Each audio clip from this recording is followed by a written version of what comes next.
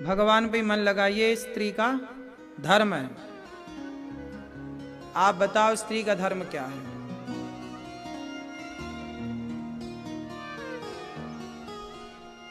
आप बताओ स्त्री का धर्म क्या है? स्त्री का धर्म है एक पतिव्रता। स्त्री का एक ही धर्म है मैया, वो केवल पतिव्रता हो जाए तो उसका उद्धार हो जाएगा। उसे और कुछ करने की जरूरत नहीं, कहीं नहीं जाना उसे, कोई जप तप पूजा यज्ञ करने की उसे आवश्यकता नहीं। केवल पातिव्रत पतिव्रता हो जाए। माता अनुसुईया पतिव्रता है, केवल पति की सेवा करे तो उसका उद्धार हो जाए। जबकि पुरुष के धर्म बहुत हैं। पुरुष का धर्म क्या है? मातृदेवो भव, माता को भगवान मानो, ये तेरा धर्म है। पिता की सेवा कर, ये तेरा धर्म है। पत्नी को संभाल, बच्चों को संस्कार दे, ये तेरा धर्म है। द्वार पे कोई अतिथि आ जाए, अब जैसे आपके द्वार पर कोई अतिथि आया और मैया और आपने उसे डांट कर भगा दिया, ए चल, कमाता धमाता है नहीं, पड़ा पड़ा खाता जा।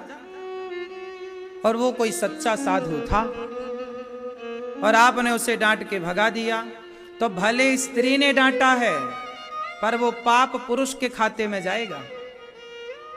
पता है आपको? डांटा किसने है? स्त्री ने डांटा, लेकिन उस घर का मुखिया कौन है? पुरुष। तो पाप का भागीदार कौन बना? लोग यही कहेंगे ना, फलाने के घर से हमें रोटी नहीं मिली। लोग यही तो कहेंगे कि हमें फलाने के घर से रोटी नहीं मिली। तो स्त्री का किया गया अपराध स्त्री का अपराध नहीं माना जाएगा, वो पुरुष का अपराध माना जाएगा। इसलिए पुरुष के पाप ज्यादा हैं। स्त्री कोई गलती करे वो भी पुरुष के खाते पे जाती है। आपने किसी संत का अपमान कर दिया तो वो अपमान का पाप आपको ना लगेगा, आपके पति को लगेगा। क्योंकि द्वार का, घर का स्वामी कौन है? स्वामी अपराधी होता है, सेवक अपराधी। पत्नी तो सेविका मानी जाती है ना, हम आपकी दासी हैं, तो दासी का अपराध नहीं लगता, दास का अपराध। स्वामी, दास गलती करे तो वो अपराध स्वामी का है। जैसे यहां गौरी गोपाल में यदि हमारे कोई गार्ड, यहाँ के सेवक करने वाले गार्ड कोई अपराध करते हैं तो वो अपराध उनका ना माना जाएगा, वो अपराध हमारा माना जाएगा।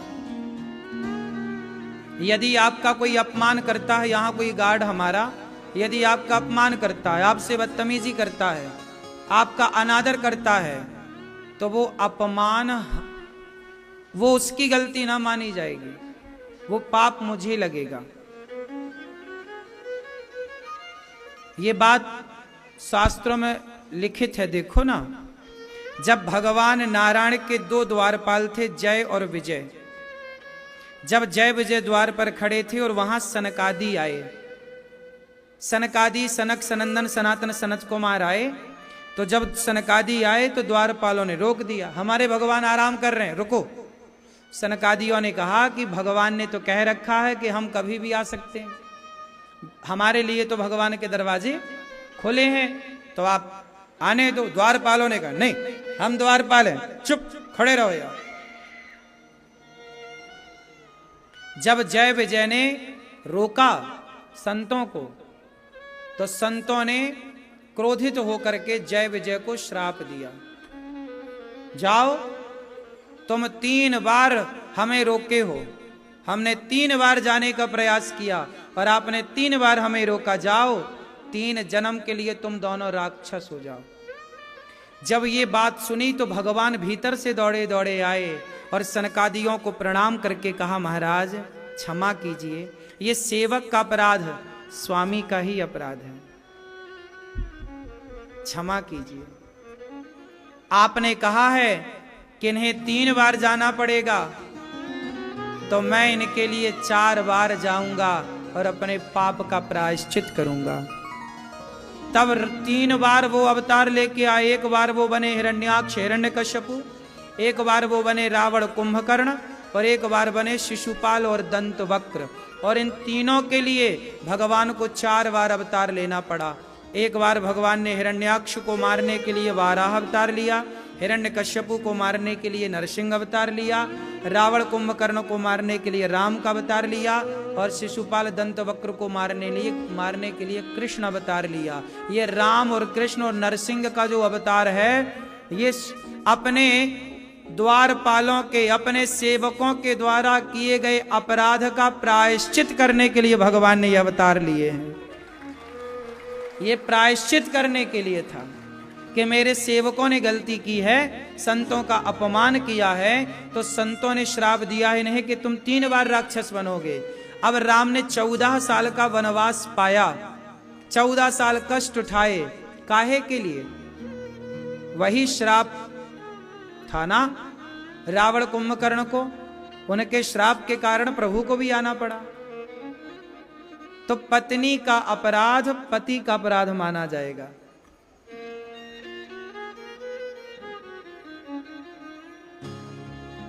और पत्नी बढ़िया से संतों की सेवा करे, बढ़िया से संतों का भोजन प्रसादी कराए, तो पत्नी के द्वारा किया गया पुण्य, वह पुण्य तो पति को भी मिलेगा, पत्नी को भी मिलेगा। पुण्य तो पत्नी का पत्नी के पास रहेगा, पर पत्नी का किया गया पाप पति में ट्रांसफर हो जाएगा।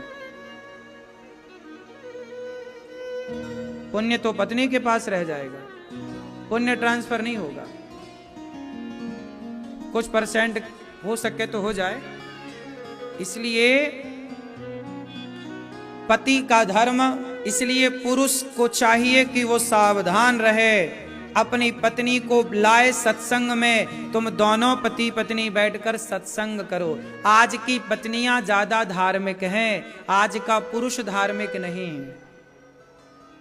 आजकल महिलाएं ही घर में पूजा करती हैं भगवान को, नहलाना धुलाना पूजा करना। पुरुष कहाँ पूजा करता है? पूरे भारत का % निकाला जाए तो 1% पुरुष पूजा करते होंगे। रोज आपके घर में जो आपके गोपाल जी हैं, उन्हें कौन नहवाता है? पुरुष नहवाता है कि स्त्रियां? आपके घर में पूजा गोपाल जी की कौन करता है? हैं? जो भी भगवान जी हैं, कौन करता है पूजा? ये करते हैं। चलो, ये उस 1% में सम्मिलित है। क्यों? आपके यहां पूजा कौन करता है भगवान जी की? पुरुष के स्त्री? हैं? कौन करता है? अधिकांश स्त्रियां ही पूजा करती हैं। भगवान को नहलाना, भगवान को कपड़े पहनाना, भगवान की सेवा स्त्रियां ही करती हैं। पुरुष कभी कभी कर दे तो कर दे, वरना कंटिन्यू तो स्त्रियां ही करती हैं। तो स्त्रियां बड़ी धार्मिक हैं आज भी। तो स्त्रियों के बल के कारण, स्त्रियों के तप के कारण आज पुरुष सुरक्षित है, सुखी है। इसलिए पुरुष को चाहिए कि वो सावधानी से चित्त को भगवान में लगाए और अपने गृहस्थ में रहकर, अपनी पत्नी में मन लगाकर, अपने मन को सब जगह से हटाकर और केवल एक परमात्मा से जोड़ दे। इसी से उसका उद्धार होगा। आज हमारा मन 17 जगह फंसा हुआ है, इसलिए हमारा कल्याण नहीं होता। मन सबसे हटे तो भगवान में लगे और कल्याण होए। इसलिए मैया, आप द्वार पे आए अतिथि को किसी से बातचीत करो, तरीके से करो, क्योंकि आपका किया गया पाप और पुण्य आपके पति को प्राप्त होना है ना। अब जैसे पत्नी कहती है, सुनो, तुम अपनी माँ की सेवा ना करो, माँ को भेज दो वृद्धाश्रम। और पत्नी के कहने से यदि पति ने माँ को वृद्धाश्रम भेज दिया, तो बताओ वो पाप जो माँ को वृद्धाश्रम भेजने का पाप है, वो बेटे को लगेगा कि बहू को लगेगा? बोलो, किसको लगेगा? हाँ, भले तुम्हारी पत्नी धक्के मार के तुम्हारी मां को निकाले, भले तुम एक शब्द ना बोलो, पर उस पाप के भागीदार तुम ही हो, तुम्हारी पत्नी नहीं है। पत्नी को ऐसा करना नहीं चाहिए। पाप तो उसे भी लगेगा ही, थोड़ा बहुत बचेगी तो वो भी नहीं, लेकिन जो अधिक पाप है वह पुरुष के खाते पर जाएगा। कि तुम्हारी मां के साथ तुम्हारी पत्नी जब अत्याचार करती रही तो तुम कहां थे? तुमने क्यों नहीं मां का हाल सुना और मां का पक्ष लिया? तो ये सवाल तो आपसे पूछा जाएगा, क्योंकि बहुत सारे लड़के हैं ना, अपनी मां को लेके वृद्धाश्रम आ जाते हैं, महाराज जी हमारी मां को आप रख लो। क्यों भैया, तू क्यों नहीं रखता? महाराज जी हमारी पत्नी से हमारी मां की बनती नहीं। तो फिर पत्नी को लेके आता वृद्धाश्रम। नहीं नहीं, पत्नी के बिना हम कैसे रहेंगे? पत्नी के पांव धो धो के तो हम पीते हैं, कैसे रहेंगे पत्नी के बिना? अब ऐसा वो कहे। अब बहुत सारे लोग हम पत्नी के बिना नहीं रहते, पर मां को छोड़ देते हैं वृद्धाश्रम। तो ऐसी संतान जो अपनी पत्नी के कहने से अपने मां को वृद्धाश्रम, या पत्नी के कहने से अपने पिता को अपमानित करना, ये सबसे पुरुष पापी हो जाता है। और कुछ पाप ऐसे हो जाते हैं आप लोगों से, कहते हैं ना कपड़े में कुछ दाग ऐसे लग जाते हैं जो छूट जाते हैं, पर कुछ दाग ऐसे लगते हैं मां जो छूटते नहीं है। दाग भी तो कई प्रकार के होते हैं, नहीं होते? कुछ दाग हैं छूट जाएं, ऐसे ही पाप होते हैं। कुछ पाप होते हैं जो समाप्त हो जाते हैं, थोड़े पुण्य करो खत्म। लेकिन कुछ पाप ऐसे होते हैं जो पाप वज्र बन जाते हैं, मिटते नहीं, रहते हैं। उनमें से एक पाप ये है माता पिता का अपमान करना। उनमें से एक पाप ये है गुरु का अपमान करना। ये पाप कभी ना धुलेंगे साहब। अपने गुरु का अपमान, गुरु का तिरस्कार कभी नहीं करना चाहिए। अपनी माँ का, अपने पिता का अपमान, माँ का पिता का तिरस्कार कभी नहीं करना चाहिए। कभी किसी का बेवजह दिल नहीं दुखाना चाहिए। कई लोग, कुत्ता सोता रहता है और पीछे से आएंगे कुत्ते को पत्थर से मार देंगे। वो बेचारा सो रहा था, तुम्हारा कुछ भी नहीं बिगाड़ा था उस कुत्ते ने, लेकिन आप आए और आपने एक पत्थर उठाया और उसको मारा।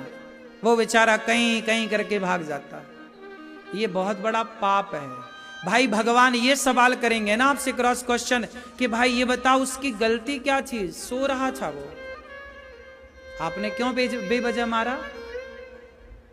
हम कुछ गलती करें फिर आप हमें 2 थप्पड़ मारो तो ठीक है, पर हमने कोई गलती नहीं की, हमने कोई अपराध नहीं किया, फिर भी आपने हमें दंड दे दिया। ये बहुत बड़ा पाप है। ये क्षमा ना करने योग्य पाप है। ये पाप हमसे हो जाते हैं कई बार। कई लोग, आपने देखा होगा, हमने देखा, लोग कुत्तों को मार देते हैं। कुछ लोग, गाय आती है घर पे तो डंडे से गाय को मार देते हैं। गाय आई थी तुम्हारे घर भैया, सोना चांदी चुराने थोड़ी आई थी। वो बेचारी आई थी कि तुम कुछ उसे एक आध रोटी दे दो, थोड़ा पानी पिला दो। गाय आए आपके द्वार पर तो ये बड़ा शुभ है। आए तो बढ़िया उसे बाल्टी में पानी, थोड़ा सा उसमें आटा डाल दो, थोड़ा सा नमक डाल दो, 1-2 रोटी दे दो और घोल के आटा पिला दो उसको, उसका आशीर्वाद मिलेगा। अब कोई गाय आई और आपने सीधा उसके ना सिर देखा, ना पेट देखा, ना हड्डी देखी, डंडा मार दिया। ये पाप है। ये किसी जीव को सताना, बेवजह सताना। क्या है ये? बेवजह सताना। गाय आई ही तो थी, तुम्हारा नुकसान क्या किया? बस तुम्हारे द्वार पर खड़ी हो गई, ये अपराध था?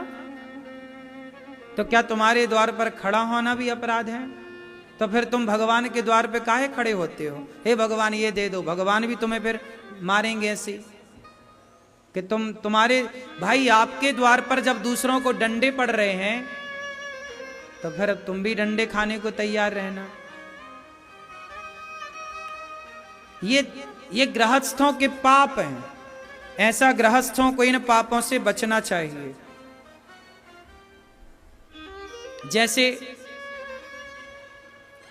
जैसे आपने कोई स्त्री है और उसको डॉक्टर ने कह दिया कि इसको बच्चा नहीं होगा, या कोई और प्रॉब्लम होती है हजारों। अब कोई स्त्री, जैसे अब यहाँ 4 लोग बैठे हैं और कोई यहाँ स्त्री आ जाए और उसके बच्चा नहीं हुआ, शादी के 10 साल हो गए।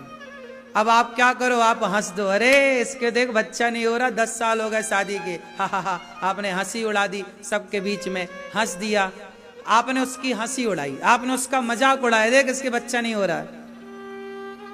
कैसे कैसे लोग नहीं मजाक उड़ा देते हैं और कुछ भी अपमानित कर देते, देख इसके बच्चा नहीं हुआ। या पुरुषों में भी होता, जैसे कोई लड़का है उसके बच्चा नहीं हुआ, तो देखो आपस में मजाक करना वो अलग विषय है कि आपकी दोस्ती आ रही है तो आपस में आप कुछ भी कहो, पर 4 लोगों के बीच में यदि आप उसका मजाक उड़ा रहे हैं, यदि आप उसको जलील कर रहे हैं, तो ये भी पाप है, ये वाणी का पाप है। आपने गाय को डंडा मारा, वो शारीरिक पाप था। 3 प्रकार के पाप होते हैं, मनसा, वाचा, कर्मणा। मन से, अभी मन पे आऊंगा मैं, मनसा, वाचा। अब आपने किसी महिला की वाणी से मजाक उड़ा रहे, इसके तो बच्चा नहीं हो रहा है, देख इतने साल हो गए शादी के, बच्चे नहीं हो रहे, और वो क्या कह लो, वो आपने वाणी से अपमान किया। जैसे द्रौपदी ने बोल दिया ना, अंधों के अंधे होते हैं, ये वाणी का अपराध था। किसी अंधे को ए अंधा, तू तो अंधा ही है, ऐसा कह दिया, ये भी वाणी का पाप हो गया। किसी को लंगड़ा, ए लंगड़े, ये भी वाणी का पाप है। तो ये वाणी का वाचा पाप है ये। इसलिए कहते हैं कि सब कुछ ना बोला करो, बोलने के पहले अपने शब्दों को तराजू में रख के विवेक की तराजू में तौलो कि ठीक है वो शब्द बोलने योग्य है या नहीं है। तो मनसा, वाचा, वाणी का पाप है ये। कर्मणा, कर्म से, जैसे कुत्ते को आपने पत्थर मारा, गाय को डंडा, ये कर्म से पाप, ये पाप है। अब मनसा पाप क्या है? मनसा पाप क्या है? जैसे आपने सोचा किसी के बारे में, यार उसका नुकसान हो जाए, उसने मेरे लिए ऐसा किया वैसा हो जाए।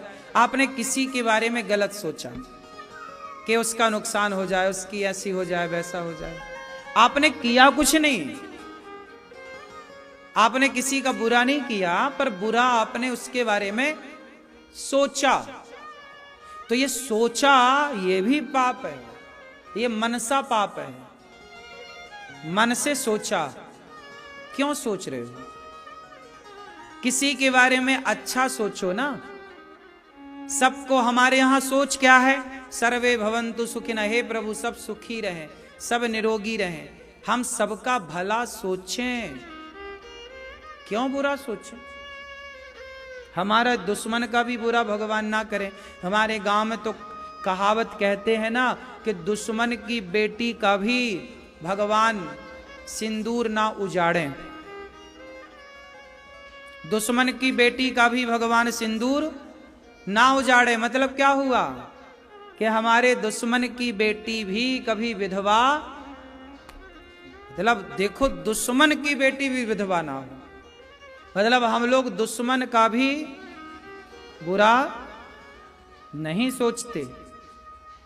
तो मनसा, वाणी, वाचा, कर्मणा, इन 3 प्रकार के पापों से सबको बचना चाहिए।